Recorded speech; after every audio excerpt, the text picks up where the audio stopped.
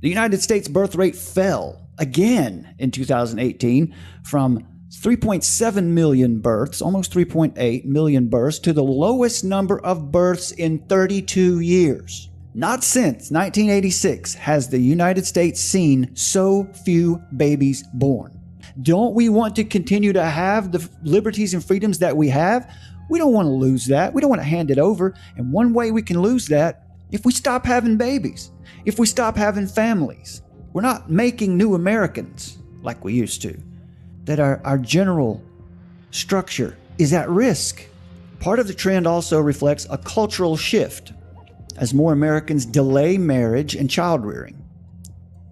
While women in their 20s have historically given birth to the most babies in the United States, women in their early 30s had a higher birth rate in 2017 for the first time ever. The idea of career first and family second.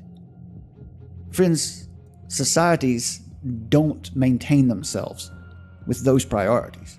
The latest birth rate data put the United States farther away from a viable replacement rate, the rate that we must produce children in order for our nation to survive. That means each family needs to produce 2.1 children. What does the future of the U.S. really look like? Will we maintain our nation?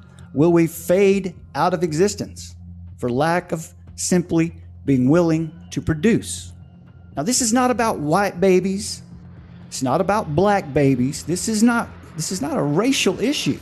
This is about Americans being seduced into underbreeding ourselves into oblivion by virtue of seeking perceived pleasures and conveniences instead of families. Pleasures and conveniences, my friends, they're short-lived. Families are a legacy. We're not growing. We're disappearing, especially if Planned Parenthood keeps growing, doing what it does.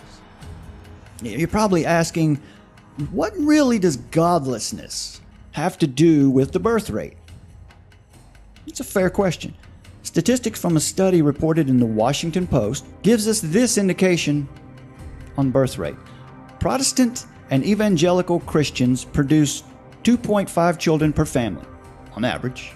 2.5. Now that's well above the 2.1 necessary to maintain our population. Catholics, 2.3 children per family, and Jews, 2.0. Atheists and agnostics are way behind. They're way back. Atheists average 1.6 children per family, and agnostics average 1.3 children per family. So if atheists and agnostics had their way, I suppose, and we all lived like they did, we wouldn't be here in 3 generations or 4. You wouldn't be able to be free and choose your career, choose your life. In order to keep your nation from falling behind and going extinct, in a matter of several generations, you need to produce 2.1 children per family just to stay level. Now, once again, you might be out there and you might cry, climate change and overpopulation. You might say, we're simply being environmentally conscious. We don't want to have kids because of, carbon footprint and all that. I say to you, propaganda. You have believed the lie of the agenda for the 21st century. The new globalist idea of life and politics. Now, let's think about overpopulation for just a second. Let's put things in perspective. It's good to get a visual, right, of things so you can really get your head around. Now, we're told that we're so overpopulated, we're going to run out of food. The world's going to end because we're warming the planet and we're having too many children, right? That's what we hear in the mainstream news. Well, here's a little fun fact for you. Did you know that the entire population of the planet, all 7 point whatever billion that there are, could comfortably stand shoulder to shoulder with a little room in a 500 square mile area? Now, you wouldn't want to do that, but the point, just visualize. Everyone on the planet right now could stand in one 500 square mile area. For example, a city the size of Los Angeles. Everyone could stand there together at one time, all the people on the planet. Now, this might be a very unpleasant gathering, but the point is made. Overpopulation is vastly oversold by the same political movements selling you man-made climate emergency. It's a good idea to check the facts and relax. Now, it does not mean that we should not be good stewards of the planet. Obviously, we were given our home by God, who commanded us to be good stewards of the earth. It's also important to note the sector of our population who are more likely to have abortions. The point is that today, in the name of convenience, in the United States alone, we maim and destroy and brutally kill, on average, 700,000 children who just so happen to be geographically located in their mother's womb. Life is life, my friends, regardless of your address. If you're alive, you're alive. And if you want to reasonably claim autonomy over your own body, you're going to have to be consistent and to allow others to claim autonomy over their bodies too. Well, that just so happens to include the person whose body is growing inside your body. They also have a right to autonomy over their body. You don't really have a right over that person's body. In great numbers, the reason for abortion is the desire to pursue a career instead of having a family, which again is just pure convenience.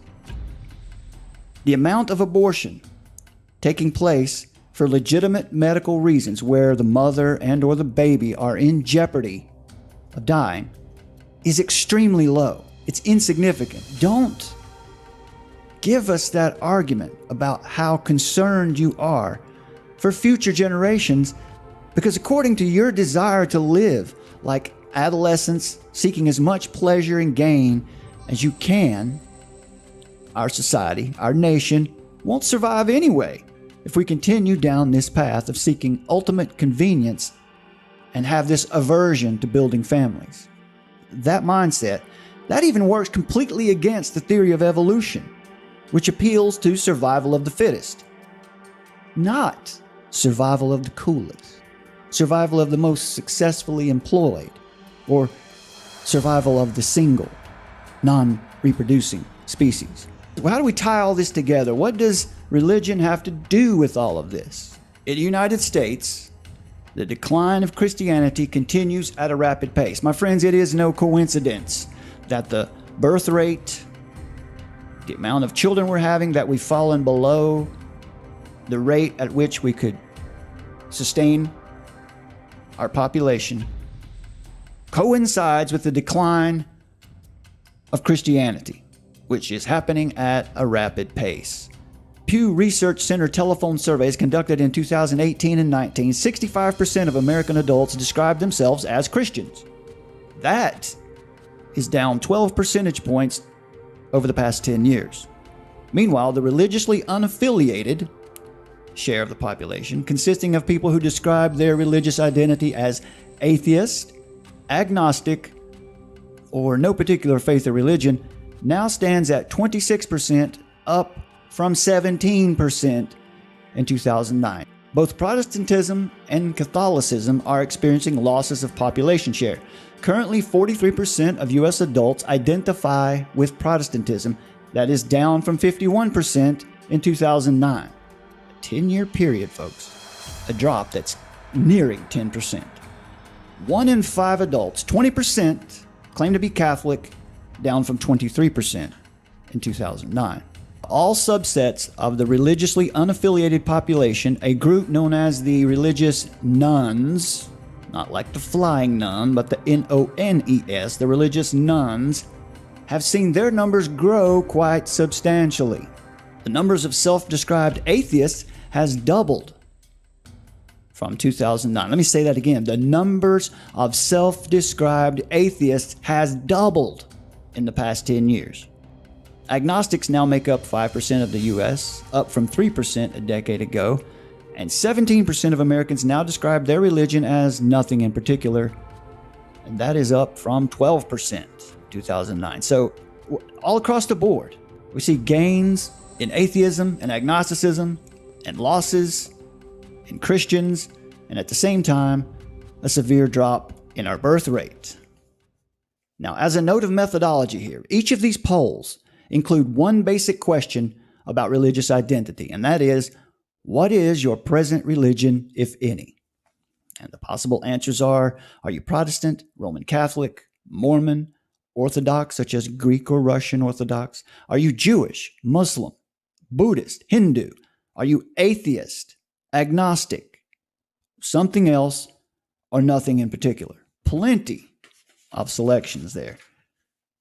And still we see a sharp uptick in atheism and agnosticism and a sharp fall in Christianity. The Christian share of the population is down, and religious nuns, N-O-N-E-S, have grown across multiple demographic groups: white people, black people, and Hispanics, men and women in all regions of the country, and among college graduates and those with lower levels of educational attainment. Religious nuns are growing faster among Democrats than Republicans. Though the ranks are growing in both coalitions, there are more that identify on the left side of the spectrum. And although the religiously unaffiliated are on the rise among younger people and most groups of older adults, their growth is most pronounced among young folks. The same group of people who are not having kids are growing. You see atheism and agnosticism growing the most in that group. Why is it important to be here doing this? That's why. The data shows a wide gap between older Americans, called baby boomers, and members of the silent generation, and millennials in their levels of religious affiliation and attendance. More than 80% members of the silent generation, those born between 1928 and 1945, describe themselves as Christians. 3/4 of baby boomers identify as Christians. In stark contrast, only half of millennials describe themselves as Christians. 4 in 10 say they are religious nuns, N-O-N-E-S. And 1 in 10 millennials identify with non-Christian faiths. Only about 1 in 3 millennials say they attend religious services at least once or twice a month. Roughly 2/3 of millennials, 64%, attend worship services a few times a year or less often, including about 4 out of 10 who say they seldom or never go. Now, indeed, there are as many millennials who say they never attend religious services as there are who say they go at least once a week. And that number is about 20%. Taking the margin of error of these surveys into account, the number of adult Christians in the United States as of 2009 could have been as low as 176 million or as high as 181 million. Now, today there are roughly 23 million more adults in the United States than there were in 2009. That's 256 million as of July 2019. About 2/3 of them, 65%, identify as Christian, according to the 2018-19 Pew Research report, or estimates. This means that there are now roughly 167 million Christian adults in the U.S., with a lower bound of 164 and upper of 169 given the survey's margin of error. Meanwhile, the number of religiously unaffiliated adults in the U.S. grew by almost 30 million over the same period. And what else do we see? A sharp fall in producing more Americans. Now, there's a gender gap as well in American religion. Women are less likely than men to describe themselves as religious nuns. That's the rate of about 23 versus 30%. And more likely, Women are more likely than men to say they attend religious services at least once or twice a month. Women and men together have grown noticeably less religious over the last decade. Once again, a rise in non-religious and a fall in specifically Christian. The share of women who identify as Christian has fallen by 11 percentage points from 80% to 69% over that same period. Wrong direction, my friends. Christians have declined and nuns have grown as a share of the adult population in all 4 major U.S. regions. Catholic losses have been most pronounced in the Northeast, where 36% identified as Catholic in 2009, compared to today, where it's 27%. So all of these moves, folks, all of these moves are around 10%. All of these, where we see Christianity or a religious affiliation, all of those have dropped 10% or more over the past decade. Among Protestants, declines were larger in the South, where Protestants now account for 53% of the adult population, down from 64% in 2009. At least 10% in all cases. If you thought that the apologetics empire on YouTube was not a big deal, now you know the truth. Now you know why that we're attempting to vastly increase the presence of Christian YouTubers. Because atheists and nuns far outnumber followers of Jesus Christ, biblical Christians in the purest sense, on this platform. And you can now see that it's not a matter of pride. It's not a matter of just wanting to be the big monkey on the block. Now, we intend first, always, to win souls for Jesus Christ, to share the gospel. That's number one. But also, we're working to preserve our free Republican democracy and fighting to encourage families to grow and to stay together and to create more Americans, more Christian babies, for sure. And we do this not only to preserve ourselves, but we want all of you to have the benefits of a free society with liberties where you can choose to worship or not worship however you like and follow your dreams in any way you wish that does not interfere with the basic freedoms of others. And you know how that happens? You need Christianity in your country, and you need it to be strong. Christians will fight for your freedom. Christians will fight for your liberty. Christianity is the faith of freedom, and importantly, it is also the faith of preserving freedom. Build families. By all means, be fruitful and multiply. And God bless you all.